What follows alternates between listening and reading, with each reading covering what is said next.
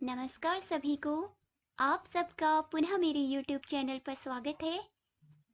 आज हम पढ़ने जा रहे हैं चंद्रधर शर्मा गुलेरी जी द्वारा रचित कहानी उसने कहा था के संबंध में कुछ महत्वपूर्ण तथ्य।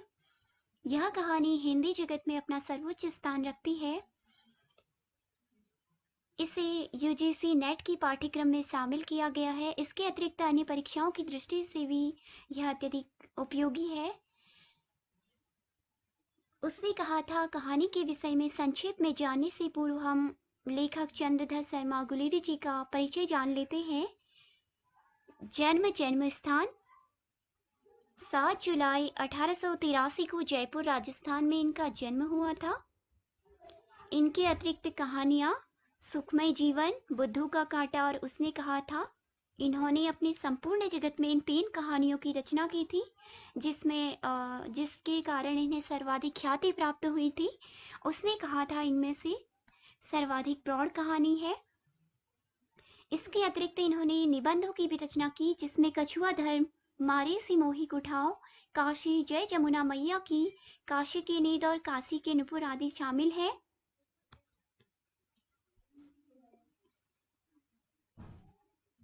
चंद्रधर शर्मा गुलेरी जी की कहानी उसने कहा था को पाठ्यक्रम में शामिल किया गया है, तो इसलिए उनसे संबंधित अन्य तथ्य पढ़ना भी बेहद जरूरी है, क्योंकि परीक्षा में अक्सर ऐसे प्रश्न उठा दिए जाते हैं जो उनसे संबंधित होते हैं।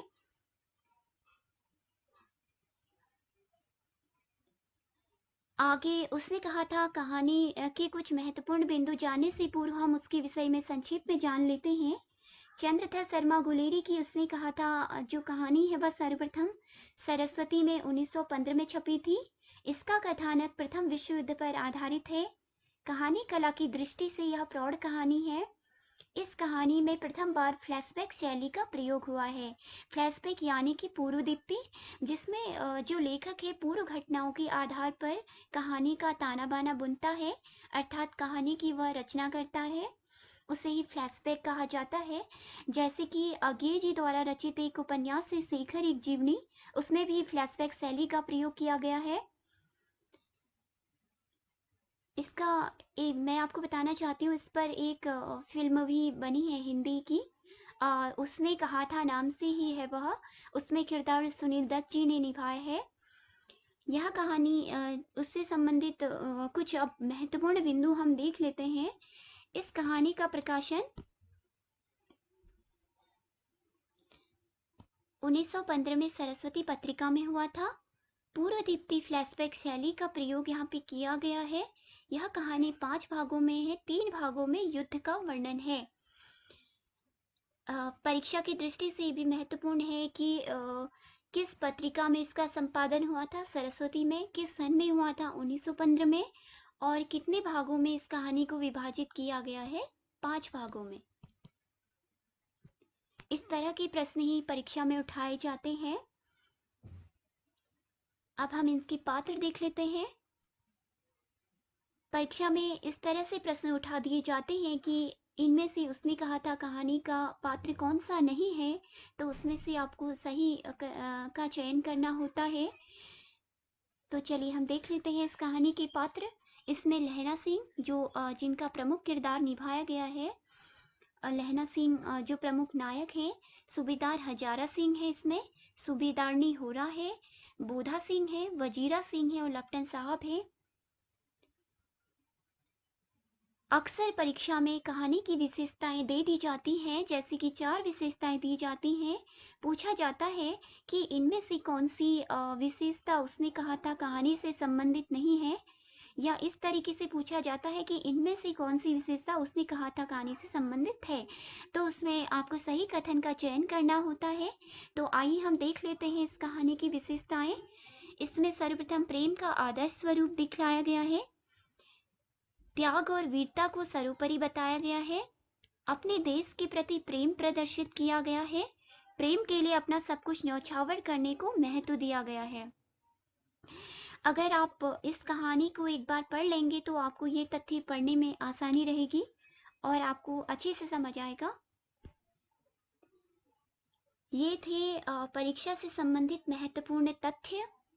इसके अतिरिक्त कुछ अन्य महत्वपूर्ण तथ्य गुलेरी जी से संबंधित हैं, जिनमें है ये चंद्रधर शर्मा गुलेरी जी ने समालोचक पत्रिका का संपादन किया,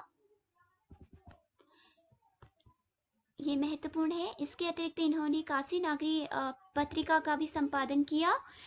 ये पढ़ना महत्वपूर्ण है कि इन्होंने समालोचक और काशी नागरी पत्रिका के ये संपादक थे। अब अगर हम इसकी कहानी के विषय में देखते हैं तो इसकी शुरुआत एक पंक्ति से होती है, जो इस प्रकार है। बड़े बड़े शहरों के इक्के गाड़ी वालियों की जबान के कोड़ों से जिनकी पीठ छिल गई है और कान पक गए हैं, उनसे हमारी प्रार्थना है कि अमृतसर के बम्बू काल्ट वालों की बोली का मरहम लगाएं।